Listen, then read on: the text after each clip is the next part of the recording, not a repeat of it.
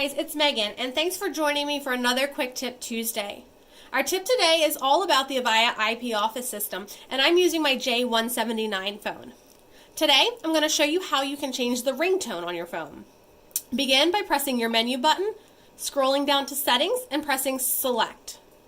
Scroll down to Audio and press Select again. Here, you're going to scroll down to the last option, which says Personalize Ringing, and hit Select. You'll notice Primary is your only option, so hit Select again. On this screen, you'll have all the different preloaded options for your ringtone. If you'd like to hear what one sounds like, highlight it, then press Play. Once you've found the option that you'd like for your phone, simply press Select and Save.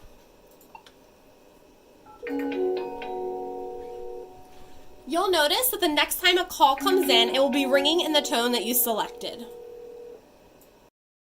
Thanks for joining us for another Quick Tip Tuesday. Make sure you find us on Facebook and Instagram, and you go to our website to find more resources.